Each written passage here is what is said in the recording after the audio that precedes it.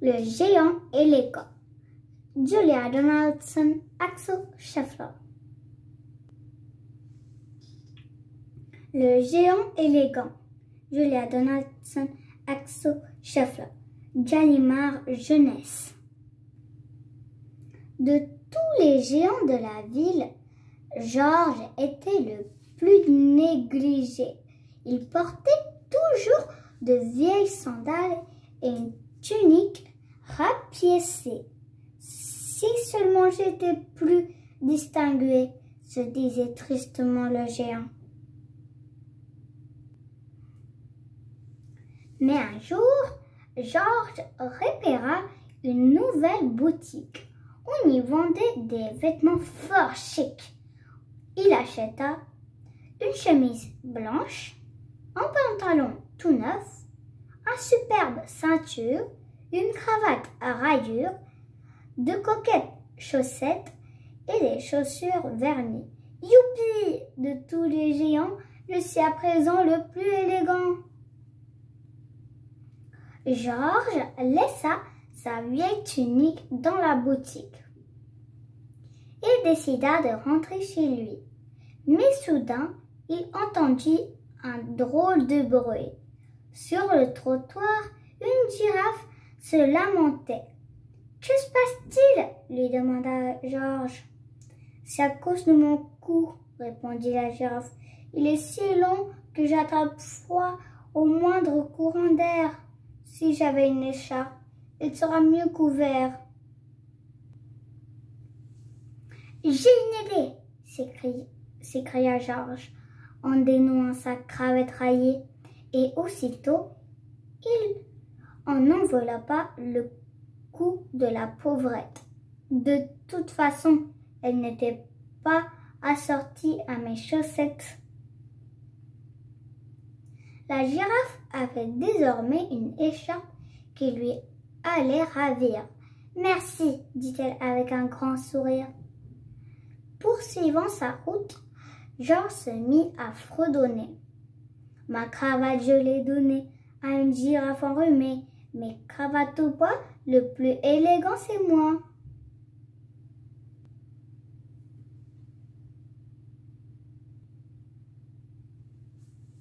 Il arriva au bord d'une rivière. Sur l'eau se trouvait un bateau. Dans ce bateau, un bouc qui belait à tue-tête. « Que se passe-t-il » lui demanda Georges. « C'est à cause de ma voile, » expliqua le bouc. « La tempête l'a emportée. Il m'en faudrait une nouvelle pour pouvoir naviguer. » « J'ai une idée, » dit Georges en déboutonnant sa chemise. En un instant, elle fut nouée au grand mât du voilier. De toute façon, elle sortait tout le temps de mon pantalon. La voile se gonfla fièrement. « Merci » cria le bouc au géant. Et Georges repartit en chantonnant. « Ma cravate, je l'ai donnée à une girafe enrhumée. Ma chemise, je l'ai offert à un bouc pour son voilier. Mes chemises ou pas, le plus élégant, c'est moi. » Sur son chemin, Georges vit une minuscule maison en ruine. Devant celle-ci se trouvait une souris blanche et ses petits. Les pauvres faisaient grise mine. « Que se passe-t-il » demanda Georges. « C'est à cause de notre maison, » couine la maman souris. « Un incendie l'a ravagée. Nous n'allons nulle part où aller. Nous rêvons d'un abri douillet. » « J'ai une idée, » dit Georges en enlevant sa chaussure. « De toute façon, elle me faisait des ampoules. Tenez, voici une maison à votre mesure. » La souris et ses petits grimpèrent à l'intérieur. « Merci » s'écrièrent-ils en chœur. Désormais, Georges devait avancer à cloche-pied. Mais peu importait, il se remit à chanter. Ma cravate, je l'ai donnée à une girafe enrhumée. Ma chemise, je l'ai offert à un bouc pour son voilier. Ma chaussure sert à loger à une famille de souris. Mes chaussures ou pas, le plus élégant, c'est moi. Dans un champ où des tentes étaient installées, Georges aperçut un renard qui sanglotait. « Que se passe-t-il » demanda le géant. « C'est mon sac de couchage, » répondit le renard. « Il est tombé dans une flaque d'eau. Maintenant qu'il est trempé, dans quoi vais-je me coucher ?»«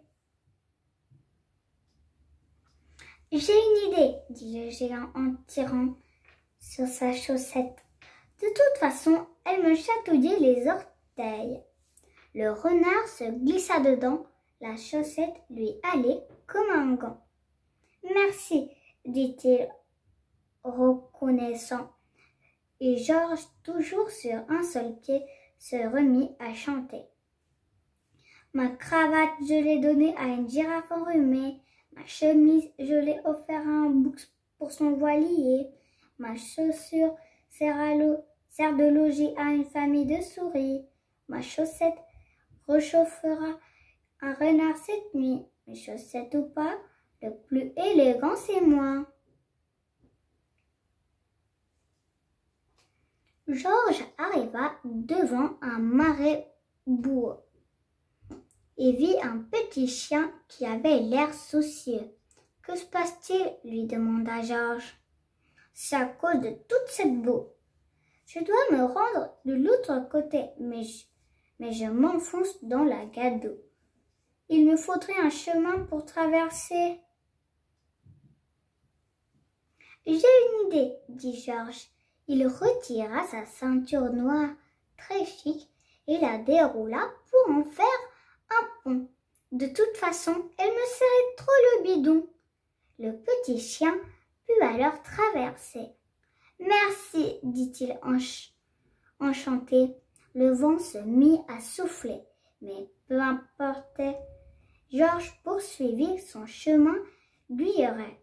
Ma cravate, je l'ai donnée à une girafe enrhumée. Ma chemise, je l'ai offert à un bouc pour son voilier. Ma chaussure sert de logis à une famille de souris. Ma chaussette réchauffera un renard cette nuit. Ma ceinture a permis à un chien de passer son chemin. Mais ceinture ou pas, le plus élégant, c'est moi. Quand tout à coup, « Hé, mon pantalon, flûte, on voit mon caleçon. » Georges eut soudain très froid. Il était triste et dans un pitié état. Le pantalon baissé en équilibre sur un pied, il décida de retourner à la boutique pour y acheter de nouveaux vêtements. Mais à son arrivée, il trouva la porte fermée. « Oh non !» soupira-t-il. Assis sur le trottoir, il se mit à pleurer. Il était aussi malheureux que les animaux qu'il avait rencontrés. C'est alors qu'il aperçut juste à côté un sac qui lui semblait familier. Il s'approcha pour y jeter un œil. « Ma vieille tunique !» s'écria-t-il. « Mes sandales si pratiques !» Georges enfila ses anciens vêtements. Il se sentait si bien dedans. L'instant d'après, il reprenait sa route en dansant. « Élégant ou pas, le plus heureux des géants, c'est moi. »